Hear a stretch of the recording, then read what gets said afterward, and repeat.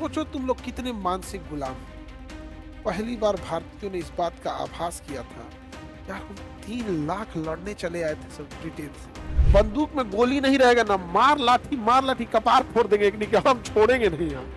तब यहाँ से बोले सुभाष चंद्र बोस ने, आज भी मौका है, आज भारत माँ की सेना की ओर से लड़ो। ये अपने 7 समुंदर पार करके यहाँ चल आया सब, ये भारतीय सब। लेकिन इनमें इतना हिम्मत है कि हमको मारने के लिए जर्मनी चलाया सब। कि किसके लिए लड़ रहे हैं आप, किसके लिए? ये अपना बाल बच्चा छोड़ के इंग्लैंड के लिए लड़ने आया है यहाँ पर। यहाँ से जब सुभाष चंद्र बोस ने बोला था, किसके लिए लड़ रहे हो, याद रखो तुम, गुलामी के लिए। सुभाष चंद्र बोस का जन्म 1857, उड़ीसा के कटक। उस समय उड़ीसा स्वतंत्र था या बंगाल का पार्ट था? बंगाल का पार्ट था। सुभाष चंद्र बोस के बचपन का नाम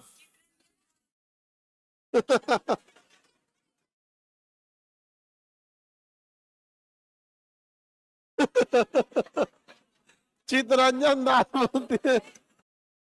सुभाष चित्तरंजन दास उनके गुरु का नाम था। 1920 में उन्होंने इंडियन सिविल सर्विसेज परीक्षा पास की, लेकिन असहयोग आंदोलन के दौरान उन्होंने क्या कर दिया, त्यागपत्र दे दिया। क्या कर दिया? त्यागपत्र दे दिया। वो कांग्रेस के 2 बार क्या रहे थे, अध्यक्ष रहे थे। बचपन का नाम 2 लोगों का पूछता है, विवेकानंद का पूछता है और स्वामी दयानंद सरस्वती का पूछता है, मूल शंकर और नरेंद्र दत्त। आगे बढ़ते हैं। सुभाष चंद्र बोस 1920 में इंडियन सिविल सर्विस की परीक्षा पास हो जाता है, लेकिन असहयोग आंदोलन के दौरान महात्मा गांधी के कहने पर नौकरी छोड़ देते हैं। महात्मा गांधी सबसे ज्यादा अगर किसी से कुछ छुड़वाए हैं, सबसे ज्यादा अगर किसी का कुछ छुड़ाए हैं सुभाष चंद्र बोस का। नौकरी छुड़वाए 1921 में और 1939 में कांग्रेस पद पे थे। लेकिन महात्मा गांधी को राष्ट्रपिता कह के किसने संबोधित किया? सुभाष चंद्र। दूसरा आदमी रहता ना, इतना तो नाथूराम गोडसे कई टुकड़ा में काट देता। चलिए देखते हम लोग। 1920 में क्या निकाले? इंडियन सिविल सर्विस, और त्याग पत्र दे दिए अगले साल, क्योंकि गांधी जी बोले थे अच्छे दिन आने वाले हैं। सुभाष चंद्र बोस से क्या छुड़वा दिए? नौकरी। सुभाष चंद्र बोस 1938 में कांग्रेस के हरिपुरा में अध्यक्ष बने थे। क्या बने थे? फिर अगले साल 1939 में त्रिपुरी में अध्यक्ष बन गए। त्रिपुरी में तो महात्मा गांधी के कहने पर त्यागपत्र दे दिया।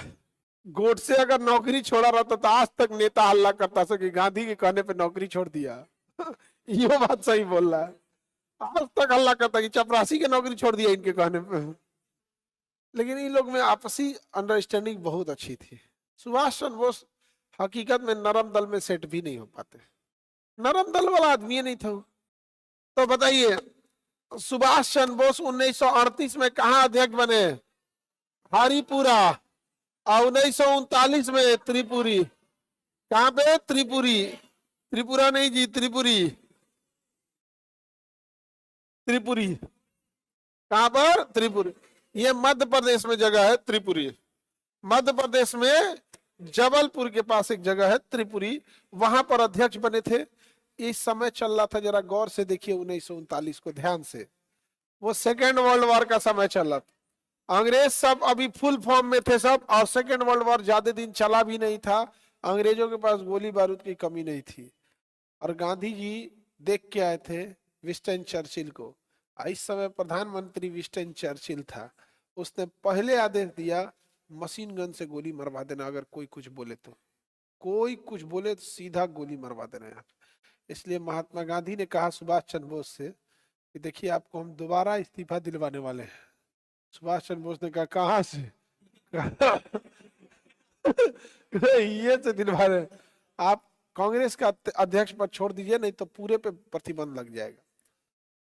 बेहतर होगा। तो सुभाष चंद्र बोस ने कहा कि तो करेंगे क्या, हम हर जगह से तो आप हमको छुड़वा ही रहे हैं।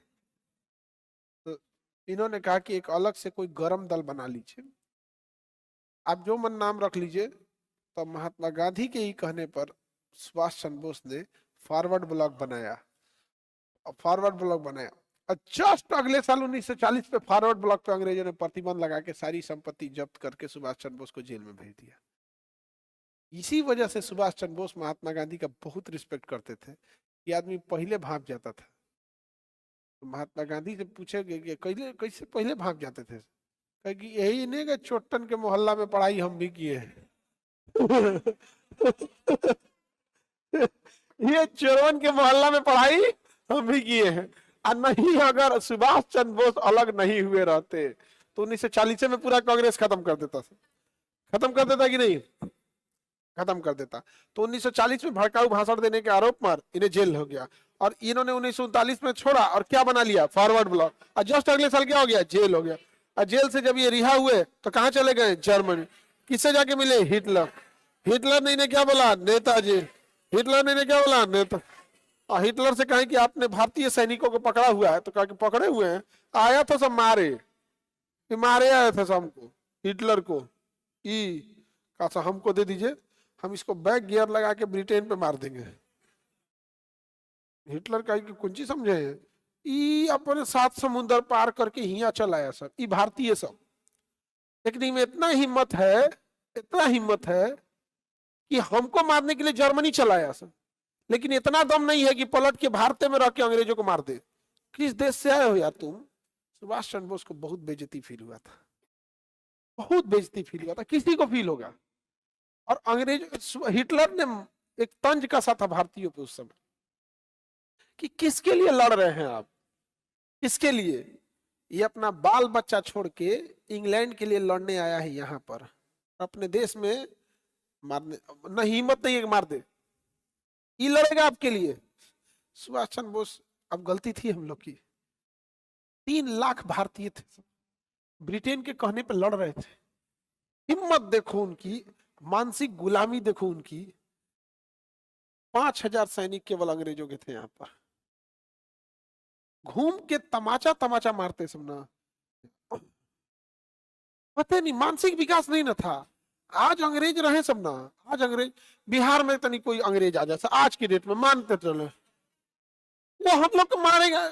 सुभाष चंद्र बोस ने भारतीयों को समझाया कि देखो तुम लोग की वजह से आज हम लोग का सर शर्मिंदा होना पड़ रहा है।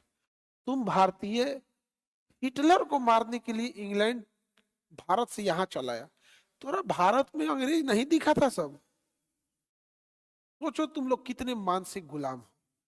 पहली बार भारतीयों ने इस बात का आभास किया था, यार हम 3 लाख लड़ने चले आए थे सब ब्रिटेन से, उस ब्रिटेन के कहने पे चले आए थे जिसने हमें जलियांवाला बाग में मारा था, उस ब्रिटेन से हम मारने चले आए थे जिसने भगत सिंह को फांसी दिया, जिसने खुदीराम बोस को फांसी दिया, जिसने अशफाकुल्ला खान को फांसी दिया, जिसने चंद्रशेखर आजाद को पार्क में मजबूर कर दिया गोली मारने के लिए, जिसने 1857 की क्रांति किया, झांसी ईरानी को बेदखल कर दिया, हम उसके कहने पे आ गए हैं।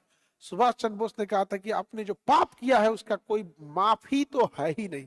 पश्चाताप का एक रास्ता है कि लौट चलिए, हथियार उठाइए उस भारत माँ का कर्ज उतारने के लिए, दूसरा कोई रास्ता नहीं है। आपको माफी के लायक तो आप हैं भी नहीं, वैसे भी एक मौका है कि आप अपने गलतियों का पश्चाताप कर सके, क्या लौट सकते हैं।